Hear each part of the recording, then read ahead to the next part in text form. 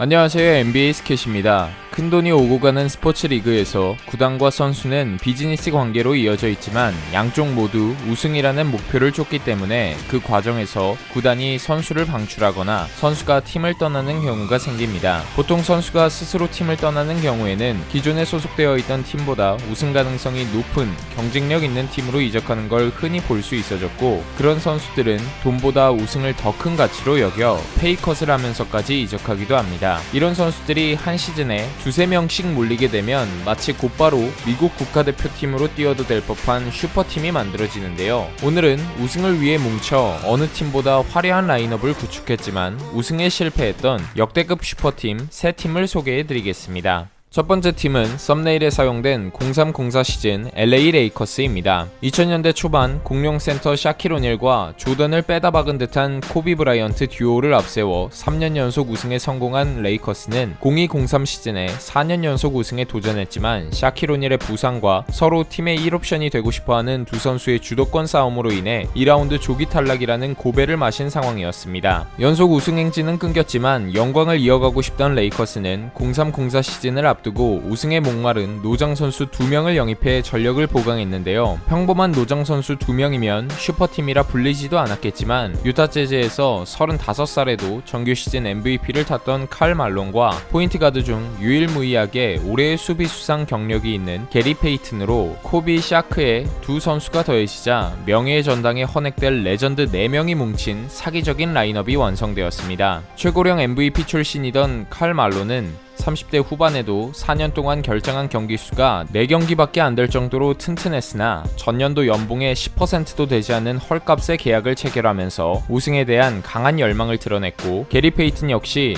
30대 중반에 접어들었지만 여전히 평균 20득점 5어시스트 이상은 꾸준히 해주던 올스타 포인트가 되었기 때문에 03-04 시즌 레이커스에게 많은 기대와 이목이 집중되었습니다. 그러나 시즌 시작 직전에 유부남이었던 코비가 논란에 휩싸이면서 팀 분위기가 가라앉기 시작했는데 법정 공방까지 치르면서 개막전을 결장해야 했고, 그 와중에 다른 사람들도 다 아는데 왜 나한테만 그러냐, 샤크를 봐라 라는 미성숙한 발언까지 해버렸습니다. 그럼에도 레이커스는 시즌 초반 5연승을 질주하며 산뜻한 스타트를 끊었고, 시즌 중반에 철강왕인 줄 알았던 칼 말론이 부상으로 시즌 절반 가까이 결장했지만 지난 시즌보다 6승을 더 거두면서 서부 3위로 플레이오프 진출에 성공했습니다. 1라운드 휴스턴 로켓츠와의 시리즈에서는 칼 말론이 4차전에서 양팀 최다 득점인 30득점을 뽑아내는 등 회춘한 기량에 힘입어 4승 1패로 꺾었고, 이후 서부 1, 2위인 샌안토니오와 미네소타를 마주했지만 샤크 코비 듀오가 평균 50득점가량을 합작해내면서 모두 4승 2패로 잡아내고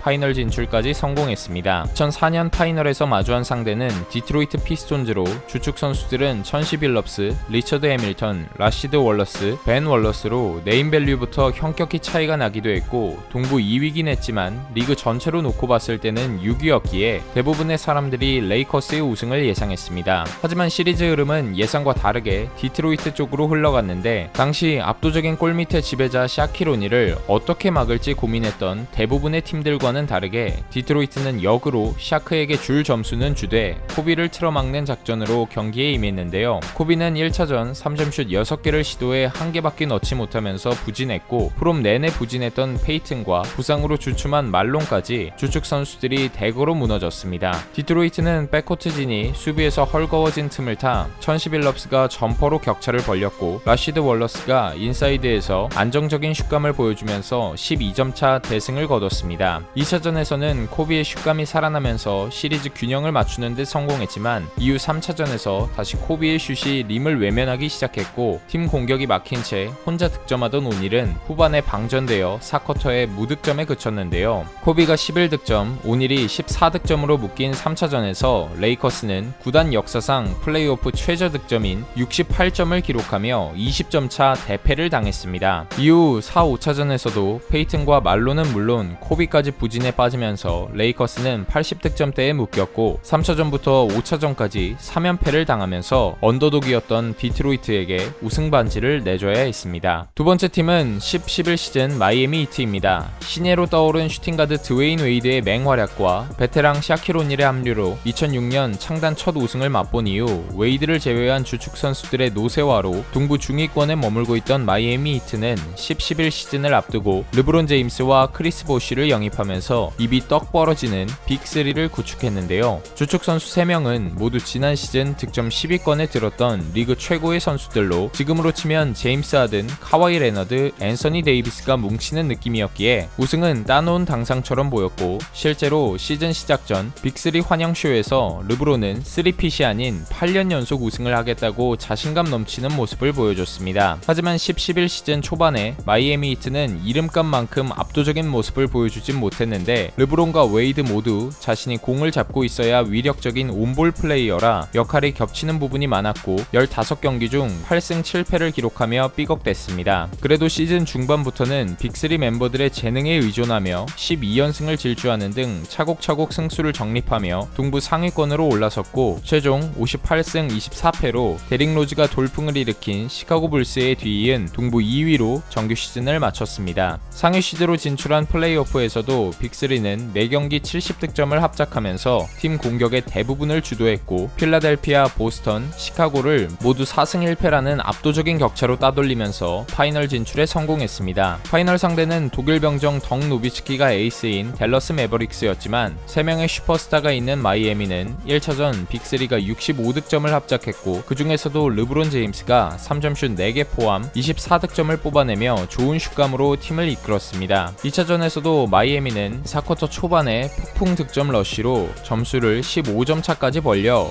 홈 2연전에서 분위기를 잡는 듯 했는데요. 그러나 댈러스의 식스맨이었던 제이슨 테리가 4쿼터 중반부터 8득점을 몰아치면서 추격의 불씨를 살렸고, 에이스 노비츠키 역시 승부처에서 3점슛과 결정적인 돌파까지 성공시키면서 클러치 타임을 접수했습니다. 경기 막판 댈러스가 22득점을 퍼붓는 동안 마이애미는 5득점에 그치면서 2점차 역전패를 당하게 됩니다. 홈경기를 내줘 자칫하면 분위기가 넘어갈 수도 있는 상황. 히트는 3차전에서 드웨인 웨이드가 29득점 11리바운드로 경기를 주도해내면서 댈러스 원정에서 귀중한 1승을 되찾아왔는데요. 그러나 뒤이은 4차전부터 1옵션이었던 르브론이 야투율 27%, 8득점에 그치는 극도의 부진에 빠졌고, 독감으로 고열 증세에 시달리고 있던 노비츠키 역시 부진하긴 했지만 4쿼터에만 10득점을 몰아치면서 댈러스가 3점차 승리를 가져가게 됩니다. 5차전에서도 르브론의 부진이 계속된 반면 댈러스는 노비츠키 이외에도 식스맨 제이슨 테리, 노장 제이슨 키드 등 주축 선수 5명이 모두 50%가 남는 야투율로 두 자릿수 득점을 기록하면서 대폭발했고, 히트는 결국 중요했던 5차전 원정 경기를 내줬습니다. 4차전부터 부진에 빠진 르브론 대신 웨이드를 앞세워 6차전 승리를 노려봤지만 1쿼터부터 제이슨 테리의 불타는 슛감으로 앞서 나가기 시작했고 시종일관 리드를 유지했습니다. 르브론은 21득점으로 팀 내 최다 득점을 뽑아내긴 했지만 턴오버도 6개를 기록하며 득실 마진은 양팀 가운데 최저치를 찍었는데요. 결국 95대 105로 패배했고, 노비츠키는 영웅, 6차전 종료 후 인터뷰에서 리얼월드 발언까지 한 르브론은 역적이 되면서 설레발은 필패란 걸 보여줬던 시즌이었습니다.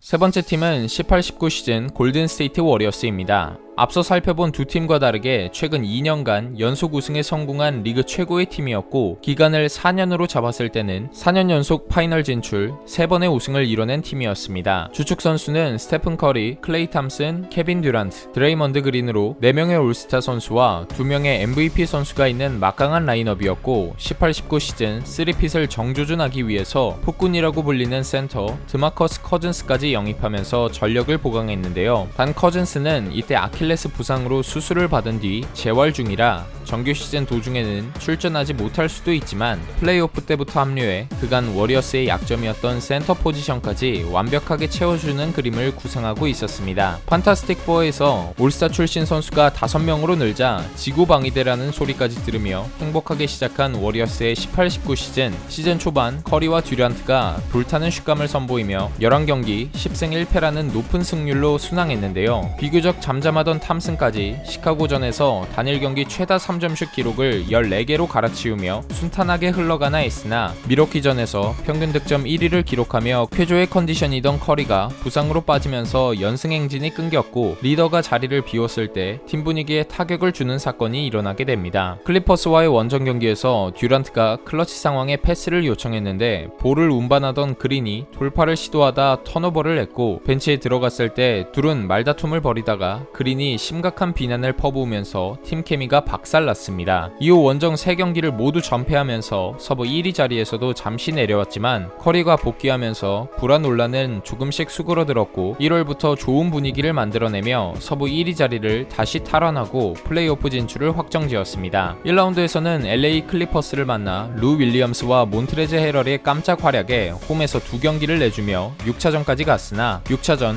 듀란트의 50득점 활약에 힘입어 4승 2패로 꺾고 2라운드에 올랐습니다. 2라운드에서는 제임스 하든과 크리스 폴이 이끄는 휴스턴 로켓츠를 만나 매경기 치열한 접전 승부를 펼쳤고 5차전에서 듀란트가 종아리 부상으로 전력에서 빠지는 위기도 찾아왔습니다. 다행히 6차전 클레이 탐슨이 50%가 넘는 정확도로 3점슛 7개를 적중시키며 대등한 스코어로 따라붙을 수 있었고 전반전 내내 무득점에 그쳤던 커리가 후반전에 33득점을 뽑아내면서 5점차 힘겨운 승리를 거두고 컨퍼런스 파이널에 진출했습니다. 컨파 상대는 데미안 릴라드와 CJ 맥컬럼이 이끄는 포틀랜드 트레일 블레이저스였는데 에이스 릴라드는 로고 지점부터 압박당해 릴장군 모드를 가동할 수 없었던 반면 커리는 매경기 25득점 이상을 기록하면서 림을 폭격했고 포틀랜드를 4대0으로 스윕했습니다. 이렇게 5년 연속 파이널 진출에 성공한 워리어스의 상대는 창단 첫 파이널에 진출한 토론토 랩터스였고 1차전 파스칼 시아캄이 야투율 82%, 32득점으로 에이스 레너드를 뛰어넘는 깜짝 활약을 하면서